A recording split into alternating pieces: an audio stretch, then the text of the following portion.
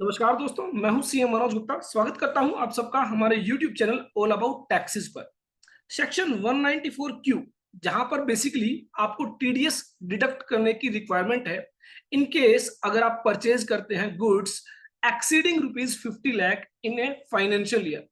50 लाख रुपए से ज्यादा की गुड्स वैल्यू अगर आप परचेज करते हैं तो ऐसे में आपको टीडीएस डिडक्ट करना है अंडर सेक्शन 194 क्यू। लेकिन इसको लेकर जितने भी अकाउंटिंग प्रोफेशनल्स हैं, जितने भी टैक्स प्रोफेशनल्स हैं, उनको कंफ्यूजन रहता है कि सेक्शन 194 क्यू के जो प्रोविजंस है वो किस तरह जो है एप्लीकेबल होंगे। साथ ही एक और सेक्शन है 206 सी 1H, जहां पर सेलर को टीसीएस कलेक्ट करने की रिक्वायरमेंट है। तो ऐसा जो है इनकम टैक्स के अंदर पहली बार किया गया कि सेलर के ऊपर भी कुछ रिस्पॉन्सिबिलिटी रखी गई और बायर के ऊपर भी कुछ रिस्पॉन्सिबिलिटी रखी गई, जहां पर कहा गया कि बायर को टीडीएस डिडक्ट करना है अगर वो गुड्स परचेज कर रहा है 50 लाख रुपीज से ज्यादा की। तो ऐसे में 194 क्यू के तहत टीडीएस डिडक्ट किया जाएगा बाय द बायर। और सेलर को कहा गया कि अगर आप गुड्स सेल कर रहे हैं 50 लाख रुपीज से ज्यादा वैल्यू की, तो आपको टीसीएस कलेक्ट करना है 206 सी 1H के तहत। तो यहां पर एक कंफ्यूजन रहता है कि कब सेलर टीसीएस कलेक्ट करेगा, कब बायर टीडीएस डिडक्ट करेगा, क्या दोनों पर ही साइमल्टेनियसली ये प्रोविजंस एप्लीकेबल होंगे। तो ये सभी बातें हम अपनी इस वीडियो के अंदर डिटेल में डिस्कस करने वाले हैं। और अगर अभी तक आपने हमारे YouTube चैनल को सब्सक्राइब नहीं किया है, जल्दी से कर लीजिए अगर आप अपडेटेड रहना चाहते हैं GST, income tax, TDS, ESIC, EPF law से। साथ ही आप हमारी ऐप इंस्टॉल कर सकते हैं प्ले स्टोर से, डिस्क्रिप्शन में भी लिंक दिया गया है। तो चलिए अब हम बात करते हैं कि बेसिकली सेक्शन 194 क्यू क्या कहता है और सेक्शन 206 सी 1H क्या कहता है। तो पहले हम बात करते हैं 194 क्यू की। 194 क्यू में कहा गया कि बायर अगर गुड्स परचेज कर रहा है 50 लाख रुपीज से ज्यादा वैल्यू की, तो ऐसे में वो क्या करेगा, वो टीडीएस डिडक्ट करेगा। टीडीएस डिडक्ट करेगा एट द रेट ऑफ 0.1%। लेकिन कहा गया कि बायर को टीडीएस तभी डिडक्ट करना है,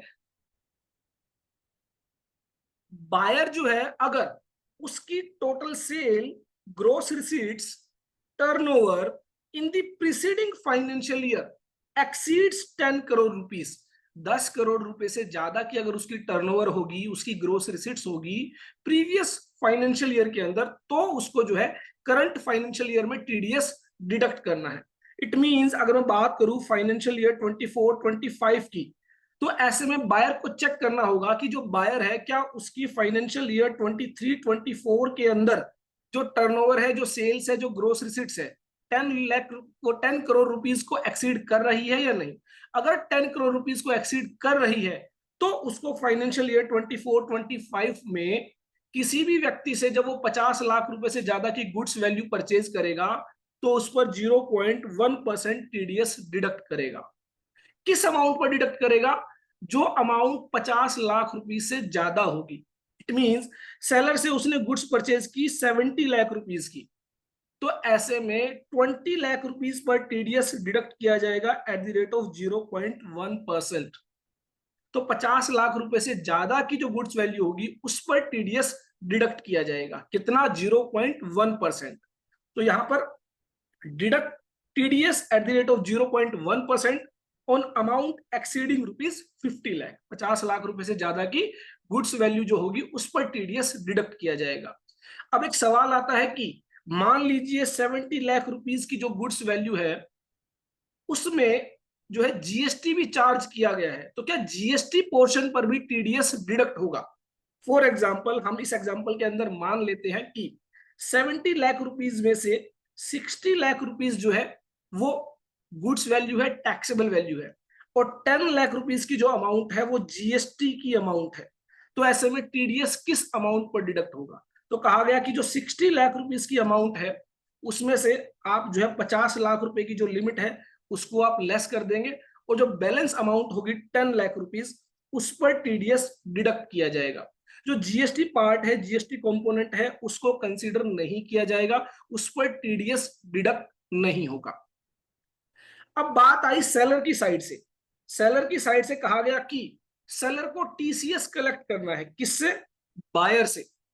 अब बायर से वो टीसीएस कलेक्ट करेगा, सेम प्रोविजन रखे गए कि सेलर की टर्नओवर, सेलर की ग्रोस रिसीट्स, सेलर की जो सेल अमाउंट है अगर प्रीसीडिंग फाइनेंशियल ईयर में 10 करोड़ रुपीस को एक्सीड करेगी तो सेलर को टीसीएस कलेक्ट करना है। तो यहाँ पर सेलर के केस में सेलर चेक करेगा कि अगर मान लेते हैं 2024-25 के लिए उसे चेक करना है तो वो क्या करेगा, 2023-24 में चेक करेगा उसकी सेल्स, उसकी ग्रोस रिसीट्स, उसकी टर्नओवर कितनी थी। अगर 10 करोड़ रुपीस को एक्सीड करती है तो ऐसे में 2024-25 फाइनेंशियल ईयर के अंदर उसे टीसीएस कलेक्ट करना होगा। अब बात आई कि मान लेते हैं सेलर और बायर दोनों की जो सेल है, ग्रोस रिसीट्स है, टर्नओवर है, वो 10 करोड़ रुपीस को एक्सीड करती है इन प्रीसीडिंग फाइनेंशियल ईयर। तो क्या ऐसे में सेलर भी टीसीएस कलेक्ट करेगा और बायर भी टीडीएस डिडक्ट करेगा? The answer is no. Section 194 Q में कहा गया है कि अगर सेलर को भी टीसीएस कलेक्ट करने की लायबिलिटी है और बायर को भी टीडीएस डिडक्ट करने की लायबिलिटी है तो ऐसे में बायर टीडीएस डिडक्ट करेगा, सेलर टीसीएस कलेक्ट नहीं करेगा। तो यहां पर सेक्शन 194 क्यू के अंदर आप देखेंगे जो सब सेक्शन 5 है वहां पर कहा गया है the provision of this section shall not apply to a transaction on which tax is collectable under the provision of section 206C।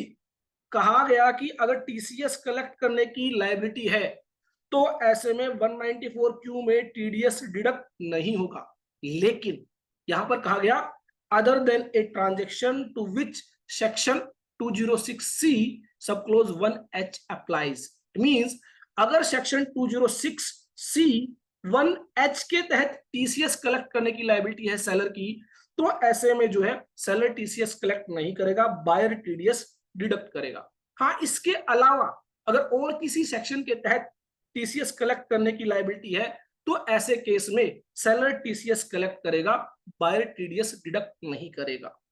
तो कंफ्यूज होने की जरूरत नहीं है, यहां पर सिर्फ आपको यह चेक करना है कि जहां सेलर और बायर दोनों के ऊपर लायबिलिटी आ रही है तो आपको यह चेक करना है कि अगर सेलर 206C 1H के तहत टीसीएस कलेक्ट कर रहा है तो ऐसे में वो कलेक्ट नहीं करेगा, बायर टीडीएस डिडक्ट करेगा। लेकिन अगर seller other than section 206C 1H के तहत टीसीएस कलेक्ट कर रहा है, for example 206C close 1F में जो है अगर आप व्हीकल परचेज करते हैं तो सेलर जो है उस पर टीसीएस कलेक्ट करता है।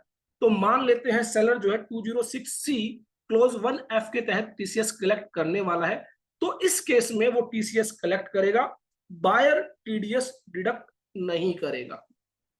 तो ये साफ साफ कहा गया है कि अगर टीसीएस जो है 1H की वजह से है तो बायर जो है प्रिवेल करेगा, बायर टीडीएस डिडक्ट करेगा। अगर टीसीएस किसी और सेक्शन की वजह से है और क्लोज की वजह से है तो वहां पर सेलर प्रिवेल करेगा, सेलर टीसीएस कलेक्ट करेगा। तो और ऐसी ही ढेर सारी बातें जो है हम अपनी सीरीज के अंदर करने वाले हैं। 194 क्यू को लेकर आपके जितने भी सवाल है हमें कमेंट बॉक्स में जरूर टाइप कीजिए, ज्यादा से ज्यादा हमारी वीडियोस को लाइक कीजिए, शेयर कीजिए। जितने भी आपके सवाल है हमारे साथ हमारी जो ऐप है उसके अंदर आपको चैट का ऑप्शन दिया गया है, वहां पर भी आप शेयर कर सकते हैं। तो फिर मिलेंगे एक नई वीडियो के साथ, देखते रहिए, लाइक करते रहिए हमारे YouTube channel all about taxes.